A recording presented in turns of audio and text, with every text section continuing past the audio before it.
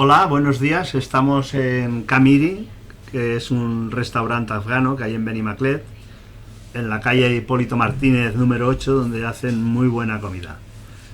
Y esto no es publicidad, esto es la realidad. También estamos aquí, quiero darle las gracias por haber venido, a Elena Krauske, creo que es, Krause. que ha hecho un máster de humanidades y Humanidades ecológicas, ecológicas. sustentabilidad. ¿Qué es eso de humanidades ecológicas? Buah, pues es un temazo. Humanidades, o sea, desde el punto de vista del conocimiento hay dos ramas, las humanidades y las ciencias. Las humanidades hace referencia a todo lo humano, serían pues asignaturas como la filosofía, la ética, la literatura, la sociología, la psicología, ¿no?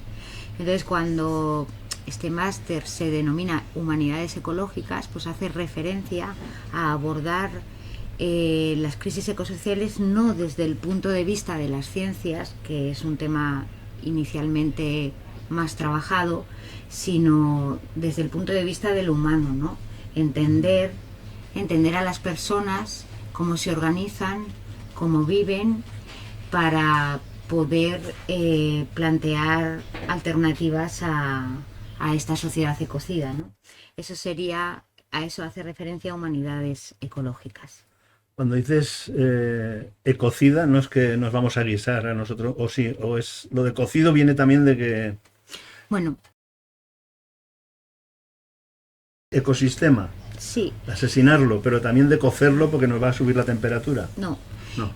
Hace referencia, ecocidio es una palabra, conocemos más genocidio, ¿no? Ecocidio hace referencia precisamente a destruir la naturaleza, la biosfera, ¿no? A asesinarla. Aquí, y yo creo que este tema es súper importante y como súper básico, hay una cuestión central, y es que nosotros, los seres humanos, pertenecemos a la biosfera y somos radicalmente codependientes. Entonces, evidentemente, si hay un ecocidio en marcha, nuestras posibilidades de sobrevivir están también en entredicho, ¿no? O sea, un ecocidio sería, nuestro genocidio estaría dentro de un ecocidio general. Vale. Sería... Sí, si desaparece la vida, o sea, nosotros vamos con ella, sí, en alguna manera, ¿no? Y claro, esto los científicos lo vienen avisando hace muchos años, que van hablando de que hay un problema, de que va a haber un cambio climático, pero claro, lo que nos llega a los mortales de a pie es que sí, que el clima cambia todos los días, que tal, pero no tenemos datos ni cifras nos dicen, es que va a subir la temperatura media del planeta, está subiendo y ha subido 1 grado, y no bueno, 1 grado, si a veces cambia 10 grados para arriba abajo y no lo notamos tanto, ¿no? Te pones una chaqueta. ¿Qué significa exactamente que la media del planeta esté subiendo 1 grado, 2 grados? O sea, ¿cómo se traduce eso en desastre? Bueno, es que una cosa es el tiempo meteorológico, y otra cosa bien diferente es el clima, ¿no? Son dos cuestiones diferentes. Hay una muy buena comparación, un dato que ilustra mucho cuando hablamos de 1 grado arriba, 1 grado abajo, 2 grados, los 2 grados que decían contener las temperaturas en París, en la cumbre de París, por debajo de 2 grados medios global, de temperatura media global. Hablamos de temperatura media global, esto es importante. Y pondré un ejemplo para ilustrar cuán diferente puede ser un planeta 2 grados arriba o 2 grados abajo. Por ejemplo, en la última glaciación, la temperatura solo era 3 grados o 2 grados, ahora mismo no sé el dato exacto, de temperatura media global por debajo a la actual. Es decir, 2 grados más o 3 grados más en este planeta puede suponer que se deshaga un proceso que de hecho ya está en marcha, que se deshagan todos los hielos terrestres, Groenlandia, la Antártida, que por lo tanto suba el nivel del mar y desaparezcan las costas. Eso puede tener como consecuencia que 500 millones de personas que viven en las costas tengan que emigrar. O sea, es una repercusión tan grande. Puede suponer, por ejemplo, que se deshagan los glaciares del Tíbet, y lo primero que pasaría, que de hecho ya está pasando, es que habría terribles inundaciones en el Ganges, crecidas enormes, y a continuación que finalmente el Ganges se secara, y del Ganges dependen 500 millones de personas. O sea, porque China y Asia es una de las zonas más pobladas del planeta. Entonces, eso son cuestiones como súper básicas, pero luego, además, nuestra civilización, que está básicamente basada en la agricultura, no lo olvidemos, ¿no? O sea, nosotros somos los que somos. Actualmente en este planeta somos 8.000 millones de personas porque cultivamos, porque dependemos de la agricultura para comer. Y la agricultura coincidió, la invención de la agricultura, la trayectoria por el mundo y por la historia del planeta del ser humano es un poco anterior, en el Pleistoceno, pero los humanos empezaron a hacer sedentarios en el Holoceno, que fue cuando se retiraron los hielos y empezaron a haber unas pautas marcadas, meteorológicas, que se repetían una y otra vez, que es lo que todos conocemos por estaciones, unos patrones meteorológicos. Eso permitió la agricultura. Entonces nuestra civilización es hija del Holoceno, y justamente lo que estamos haciendo es pervertir, desestabilizar esos patrones meteorológicos que nos dan de comer, básicamente. Entonces, cuando se habla de cambio climático, se habla de caos climático. Caos climático creo que es algo, es una expresión que lo expresa bien. Hablamos hablamos, por ejemplo, del rendimiento de las cosechas, ¿no? Si ahora mismo buscáis en internet este año el rendimiento del cacao, la cosecha de cacao ha caído brutalmente. Caen todas las cosechas. Como me toquen el chocolate.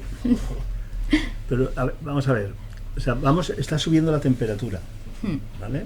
Que ese es un problema. Pero también nos dicen los científicos que vamos cara a una nueva glaciación. Entonces, para mí glaciación es frío, y si que suba temperatura y que vayamos a una glaciación, ahí van a chocar esas dos fuerzas, la que estamos generando nosotros con el calor y la natural, que igual te iría hacia la glaciación, y entonces el cambio va a ser brusco por eso. O sea, ¿de qué tiempo estamos hablando? La verdad es que me va a costar contestar esto.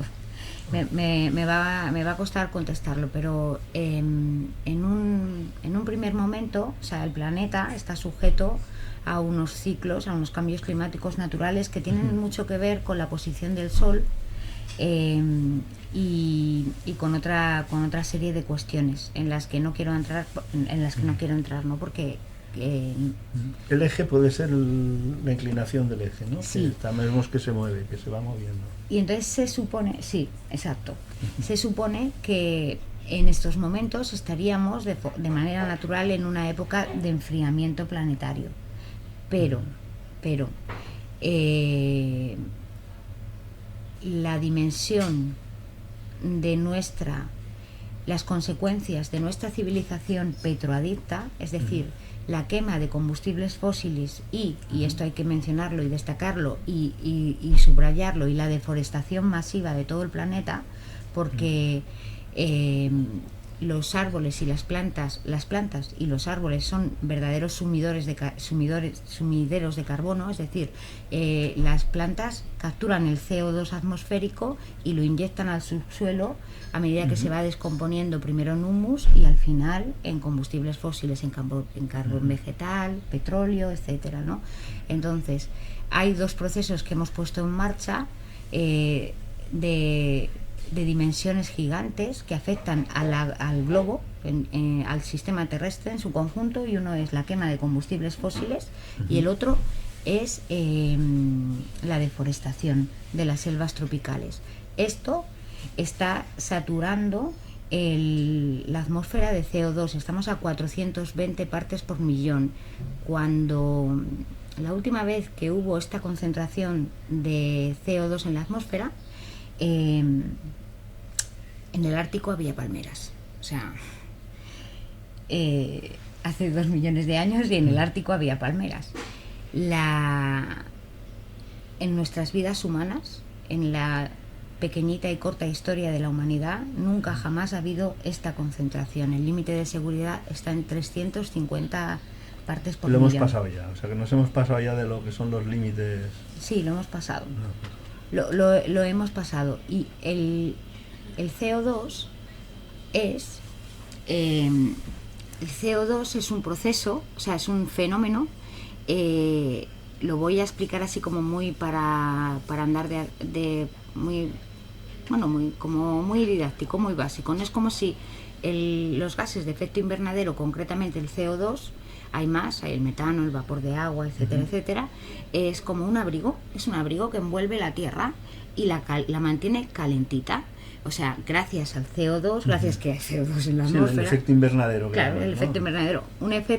El efecto invernadero está probado en laboratorio, o sea, es ciencia básica. No hay ninguna discusión. Eso no se puede discutir, no se puede negar. El efecto invernadero es una realidad y es lo que ha permitido la vida en el planeta. Pero claro, o sea, a determinados niveles, porque efectivamente calienta el planeta. Entonces el límite de seguridad es 350 y lo hemos superado. Y la razón son los combustibles fósiles. Entonces, nuestra civilización, que es la civilización de la desmesura, una civilización exagerada, que utilizamos unos combustibles de características sobrehumanas, como es el petróleo, con una densidad energética brutal, está desestabilizando la marcha normal, la trayectoria normal del sistema terrestre. Estaríamos en estos momentos, el planeta se estaría enfriando, no se enfría de un día para otro, son procesos de siglos y siglos y siglos. Pues estaríamos en un proceso de enfriamiento, pero estamos en un proceso de calentamiento global porque no hemos parado desde la revolución industrial de quemar combustibles fósiles y de deforestar, básicamente. O sea que, a ver si lo entiendo. Empezamos con la revolución industrial y empezamos a emitir gas. Este gas genera hace una capa que produce un efecto invernadero. Y este efecto invernadero es el que hace subir la temperatura. Sí. Vale. Entonces los científicos avisan al planeta entero, a gobernantes y demás, que que están ocurriendo unos cambios que pueden ser peligrosos. Sí. Que nos estamos pasando de los límites. Los políticos que trabajan para 4 años, a 4 años vista, dicen, bueno, ya le tocará al siguiente que venga detrás de mí, o al otro, yo de esto no me tengo que ocupar. Pero eso que avisaban al principio, que estábamos así, ahora ya, es decir, eso ya, aunque paráramos ya, ese efecto va a seguir actuando durante años. Porque eso no va a desaparecer de la atmósfera, según tengo entendido, ¿eh? Corrígeme tú si no es así. O sea, aunque dejáramos de emitir ahora combustible, seguiría 100 años o 200 años, seguiría todavía generando efecto porque no desaparece de la atmósfera. Eso es así y es una de las... Es algo que debería estar en todos los periódicos todos los días. Porque voy a abordarlo de otra manera, ¿vale? Hace 3 o 4 años la ONU, en un comunicado de prensa, creo que fue a raíz, no me acuerdo ahora muy bien, de la publicación de uno de los informes del IPCC, decía en un comunicado de prensa que habría que... ¿Pero qué es el IPCC? El Panel Intergubernamental de Cambio Climático. Es una serie de... informes de científicos que presentan en la ONU, ¿no? Sí, un trabajo... Como organismo internacional para que lo sepa todo el mundo. Sí, exacto. Ajá. Bueno, pues ya dijeron en su momento que tendríamos que reducir las emisiones de CO2 para contener para evitar los peores escenarios de cambio climático, a un ritmo en esta década, o sea, eso era a principios, en el 2020 pongamos, pues en esta década a un ritmo anual del 7%. Entonces, este tema es inabordable en un contexto capitalista, es absolutamente inabordable, porque reducir las emisiones a un 7% anual significa contraer la economía.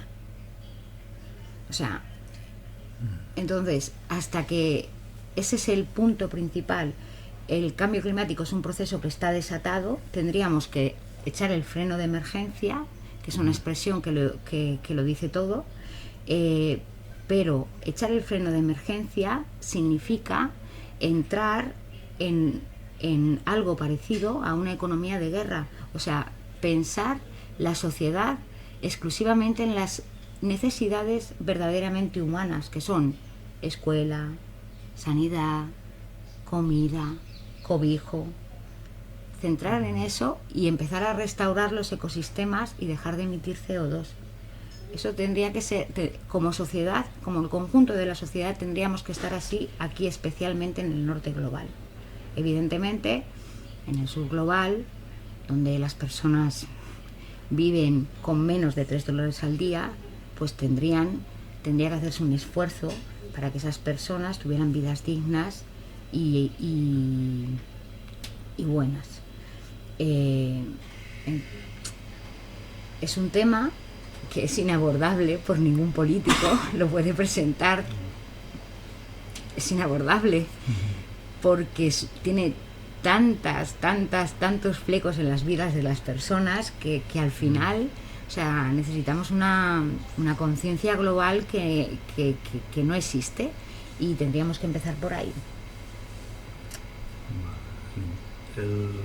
Los políticos a los que les estamos echando las responsabilidades y las culpas, entiendo yo que obedecen a unos poderes que están por encima de ellos, que son poderes económicos, y que no quieren cambiar del negocio que supone el petróleo y este tipo de combustibles, no quieren cambiar a otro tipo de formas energéticas hasta que no las tengan controladas y dominadas en la totalidad, hasta que no les sea más rentable y más negocio. La verdad es que esta sociedad es una, ya desde hace ya bastantes décadas, los gobiernos tienen una capacidad limitada de influir en las vidas de las personas. La tienen, evidentemente, tienen margen, lo pudimos ver en la pandemia, ¿no? Como la tienen, pero el mundo lo mueven los grandes intereses y las grandes transnacionales, ¿no? Yo lo que creo es que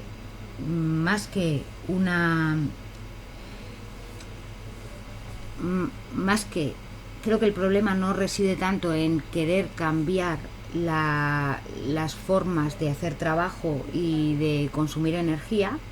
Creo que no es esa la cuestión. Creo que lo que pasa es que se me está yendo de la cabeza, estoy intentando pensar y se me está yendo. La cuestión central en este tema es que el crecimiento económico, la acumulación de capital, la plusvalía, es imposible en un planeta finito. Es imposible y es el problema de nuestra sociedad, y por eso estamos chocando contra los límites del planeta. El cambio climático es uno de los límites, la cantidad de CO2 que la atmósfera aguanta, pero no es el único, y estamos chocando brutalmente contra ese muro, que es el de los límites del planeta. Entonces, una transnacional su espíritu es acumular dar unas ganancias a sus accionistas, etcétera, etcétera. O sea, no se puede pedir a un sistema que está basado en la competencia, en la acumulación y en la codicia, que sea ético, no se puede pedir. Y luego, por otra parte, con lo que se refiere a las energías renovables tienen un papel. De hecho, hoy por hoy son objeto de negocio por parte de todas estas transnacionales, y hace muy poquito me he leído un libro, por ejemplo, Cobalto Rojo, que lo ilustra bien, un claro ejemplo de cómo el desarrollo y el impulso de las energías renovables y del transporte eléctrico, por ejemplo, de los coches, supone supone la explotación a niveles impensables en el siglo XXI de millones de personas en África. O sea, hoy las energías renovables también son objeto de negocio, pero las energías renovables no pueden sostener el sistema capitalista, y es una burbuja especulativa. O sea, es una burbuja, eso no sucederá. No sucederá, aunque desde luego es el objeto, ¿no? O sea, Tesla, el coche eléctrico, el litio, el hidrógeno verde, etcétera, etcétera, son entelequias que no tienen ninguna posibilidad de proyectarse en el tiempo real, porque no tienen la capacidad que tienen los combustibles fósiles de sostener una civilización industrial, no la tienen, pero hoy por hoy se están impulsando porque son un negocio. Hay una burbuja, hay una serie de fondos públicos que se están inyectando ahí, y hay una serie de capital que se está apalancando. Has comentado hace un momento que cuando la pandemia creo que se notó una bajada en las emisiones, ¿no? Todo el mundo paralizó, no se podía salir, no se podía desplazar, y una bajada de emisiones. Ahí entraron en conflicto la industria del petróleo con la industria farmacéutica, que era la que estaba interesada en vender su producto, que eran las vacunas en ese momento, y porque se enfrentaron dos de las fuerzas económicas, nosotros nos vimos en un fuego entre ellos cruzados, y a tomar unas decisiones que vimos que fueron efectivas para la reducción del cambio climático. O sea que sí que es posible reducirlo. Y sí que es... Si hubiera voluntad, si quisieran. O sea, no es que no lo sepan, están informados, saben lo que hay que hacer, pero no quieren hacerlo. A ver, la verdad es que no sé muy bien responderte, entrar en tu pregunta, ¿no? Pero lo voy a intentar. El cambio climático no se puede reducir. Lo que podemos hacer es adaptarnos, y lo que podemos hacer es parar de emitir y dejar y frenar el aumento de la temperatura. Pero donde hoy estamos, que es 1,1 grados más de temperatura global, eso ya no se puede reducir, porque además el océano durante décadas y décadas ha acumulado gigatoneladas de dióxido de carbono que irá en los próximos... Irá liberando. O sea, eso no se puede reducir. Lo que sí que podemos hacer y debemos hacer es luchar con todas nuestras fuerzas para que el aumento de la temperatura global no supere o no llegue a los 3 grados o se quede en 2, como se dijo en la cumbre del clima de París. Pero tendríamos que poner en jaque todo el sistema socioeconómico capitalista. Y el sistema socioeconómico capitalista está basado sí o sí en la globalización y en los combustibles fósiles. Y en el crecimiento. Económico. La pandemia fue una consecuencia de la globalización, claramente, porque el virus viajó en avión. Es así, o sea, viajó en avión. En un mundo globalizado lo compartimos todo, también los virus. Y la globalización es la causa precisamente del cambio climático. Si antes tenía por ahí un gráfico que estaba viendo que uno de los principales emisores de CO2 es China, y China es la fábrica de Europa. En China se fabrica todo lo que consumimos aquí. ¿Son los chinos los mayores emisores? Sí, pero ¿quiénes realmente, indirectamente, somos los mayores emisores? Europa. Europa porque está, o sea, todo lo que se fabrica en China acaba aquí. Y eso tiene un nombre, globalización. ¿Y qué podemos hacer? Pues lo que podemos hacer es ahí, a ver, yo no creo, en contra de lo que se nos vende y se nos dice, no creo que esto sea un problema de las personas. Nosotros, como primates que somos, porque somos primates, somos el resultado de nuestro ambiente y estamos educados y aculturados en un determinado contexto. Son las estructuras que nos rodean lo que determina cómo nos comportamos, ¿no? Esto lo vengo a decir porque evidentemente hoy por hoy las políticas públicas son esenciales, ¿no? Pero son esenciales, pero hay que intentar visualizar un mundo más local en el que las ciudades se alimenten pues de lo que cultivan alrededor. Pues ahí tenemos nuestra huerta, ¿no? Tan bonita en Valencia. No solo huertos urbanos, sino que en cada ciudad no demasiado grande hubiera un cinturón agrícola y realmente lo esencial de la ciudad viniera de ese cinturón agrícola. Tendríamos que vivir también en un mundo donde el comercio global se adelgazara sustancialmente, pero sustancialmente. Tendríamos que vivir un mundo donde el sector industrial se contrajera. Es decir, ¿qué sentido tiene que haya empresas que fabriquen cachivaches? No sé, hay miles de cachivaches que se me ocurren, o toallitas, o sea, húmedas. Todo eso tendría que... Yo sé que estoy planteando un mundo radical, pero esto no se cuenta, no se dice así porque es un discurso total, nada correcto políticamente, ¿no? Pero como estamos aquí dando por casa, pues yo lo digo, ¿no? Entonces, habría que haber una reconversión industrial y eliminar de facto un montón de sectores industriales que no aportan valor a la sociedad, que solo aportan basura. Punto. También tendríamos que vivir en mundos donde no nos moviéramos tanto, donde no viajáramos, donde viajáramos en tren, que es el único transporte realmente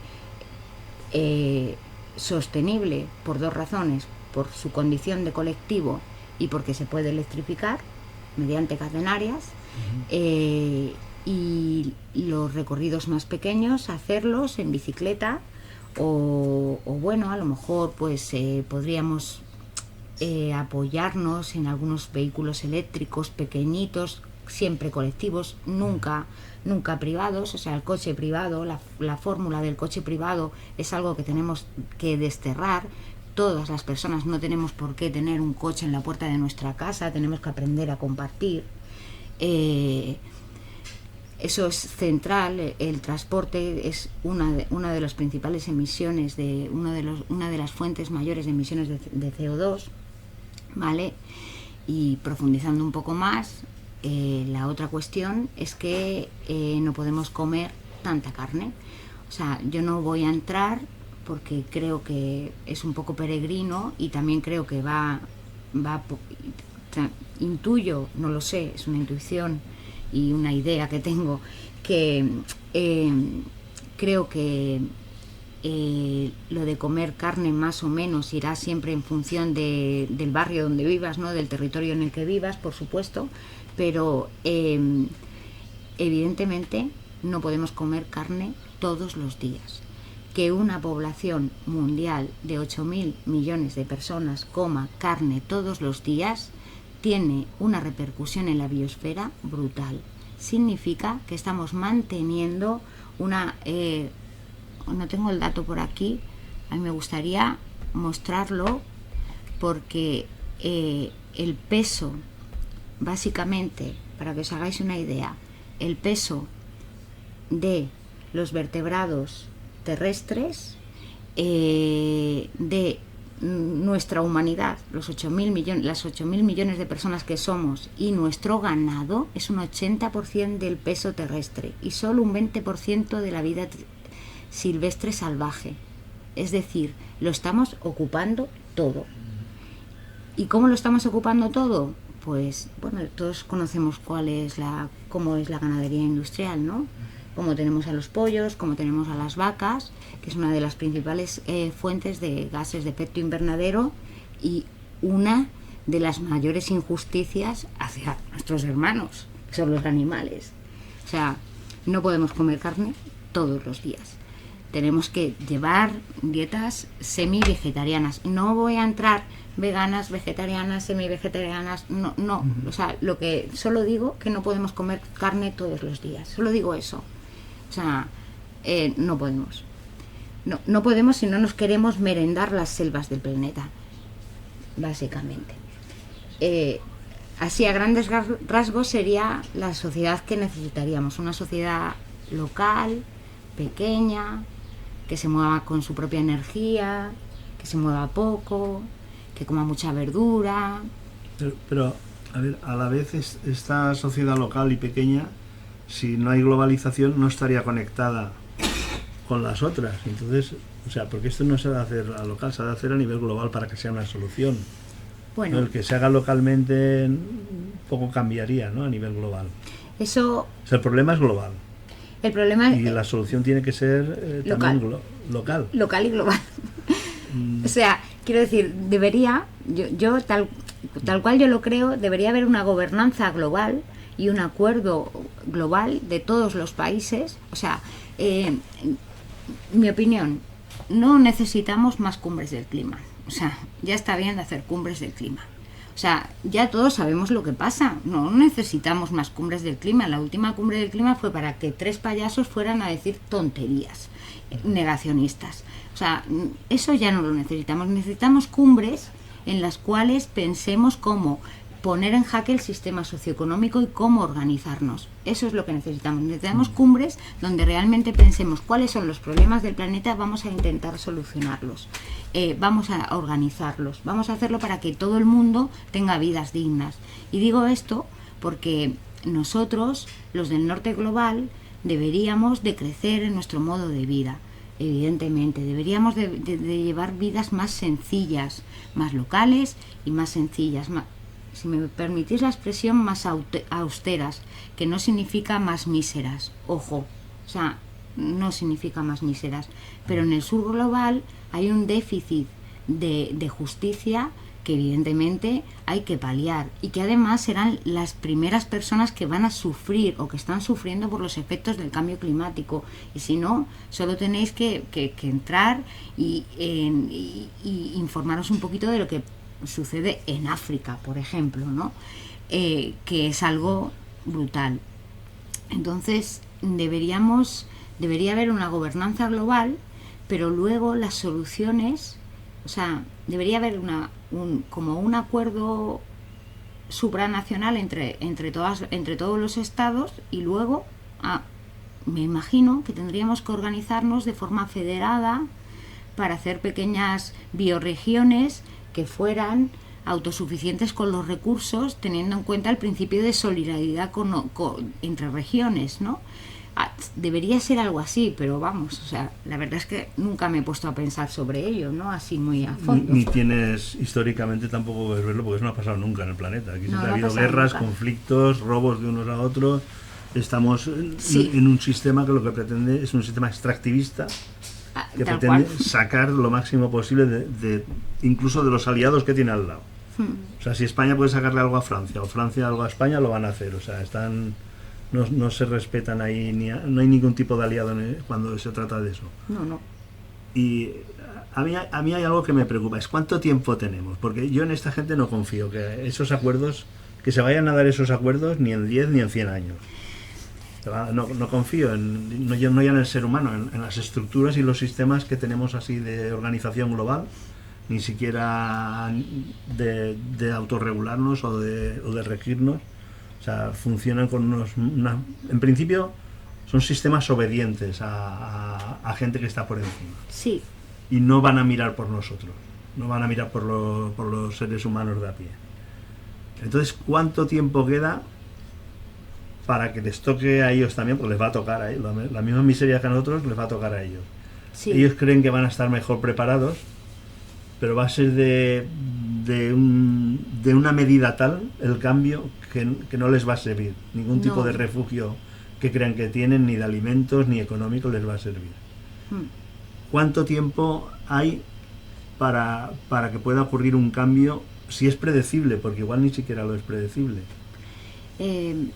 Porque según tengo entendido hay unas corrientes de Humboldt, unas corrientes que hacen un círculo así por arriba y por abajo en el océano, que llegan hasta el Ártico y bajan por abajo, y si se derriten mucho los polos se pueden invertir.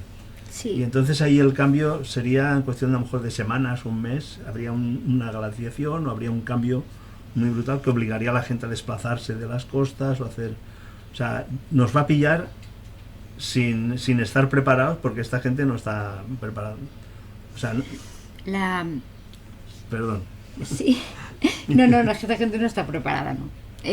No va a haber nadie preparado. No. Eso que estás comentando, lo de los cambios bruscos, eso se llama, en la ciencia climática, puntos de inflexión, ¿no?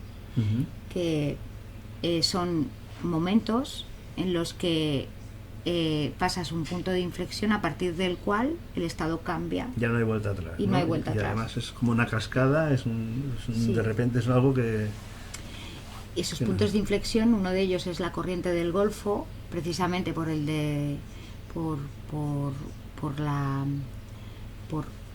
que supone que entre agua fría del deshielo del Ártico en la corriente. O sea, Europa tiene un clima benigno gracias a que hay una corriente oceánica que lleva el calor del Caribe, o sea, lo hace circular del Golfo por de nuestras México costas. Hacia nuestras costas. Entonces, eso, no soy física, no soy capaz de explicarlo, os invito a que lo estudiéis.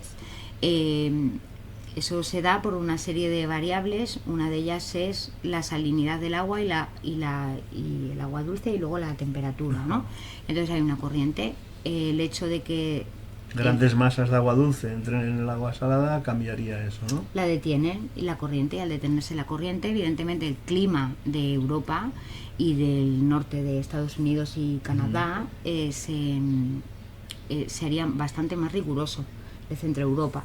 De hecho, ya hemos tenido unas cuantas demostraciones de repente temporales de nieve, etcétera, etcétera. Por ejemplo, la Filomena, ¿no? Que fue bastante impresionante, ¿no? Entonces, el cambio climático también va de eso. Por eso le cambiaron el nombre. Por eso no le llaman calentamiento global, a pesar de que es un calentamiento global. Le llaman cambio climático porque una de las posibilidades es que Europa se congele. Una de muchas. Eso es un punto de inflexión. Otro punto de inflexión sería, pues por ejemplo, que el permafrost se deshaga. Hay un momento en el que es un emisor de metano. El metano es un gas de efecto invernadero bastante más potente que el dióxido de carbono. Entonces, aumentaría la temperatura mucho más rápidamente y provocaría otro. Sí. Otro punto de inflexión sería que los océanos, que hoy por hoy están atrapando el dióxido de el CO2, sí, pues dejaran de hacerlo porque ya no tienen más capacidad y se convirtieran en emisores netos. Llevan décadas atrapando el CO2 que estamos emitiendo desde la revolución industrial. Entonces, hay bastantes puntos de inflexión que pueden hacer que las cosas cambien. Sí, o juntarse dos de ellos o tres que se junten a la vez y que esto ya no lo podamos parar de ninguna manera, ¿no? No. ¿Cuánto tiempo nos queda? Es una pregunta que no se puede responder. Todos los que estamos Valencia, Alicante, todos los que estamos en la costa, de aquí cerquita, nos tendríamos que ir corriendo para el centro, ¿no? Y en Madrid pondrían unas vallas alambradas con un campo de refugiados para que nos quedáramos allí, porque aquí no venís los de la costa, que habéis tenido playa, ya nos toca a nosotros la playa aquí, ¿no? Hay una novela que se llama Tierra, de David Brin, que es un autor de ciencia ficción, pero era un científico, ¿no?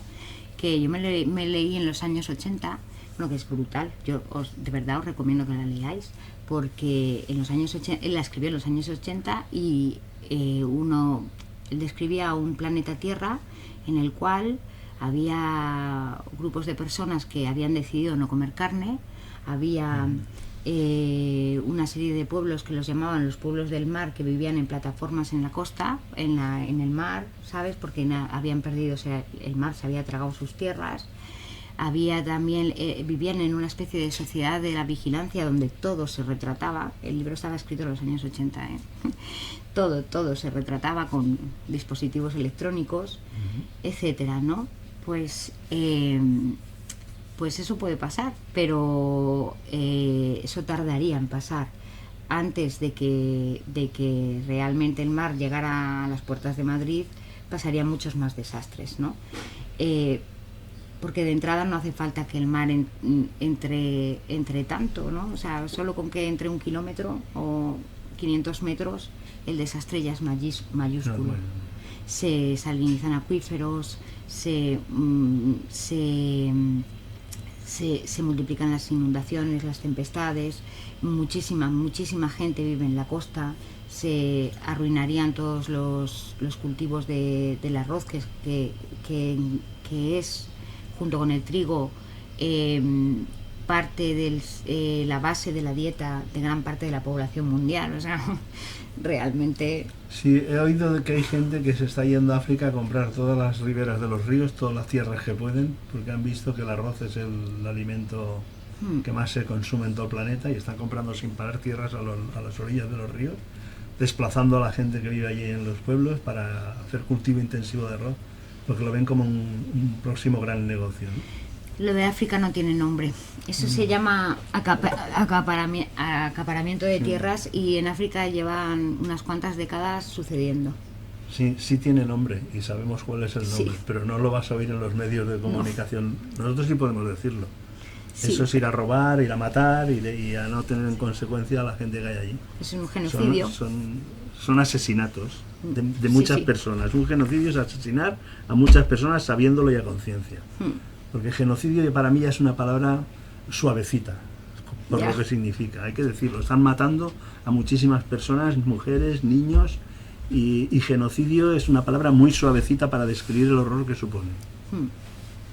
Sí. Ya es parte del juego verbal que nos quieren imponer, ¿no? Sí.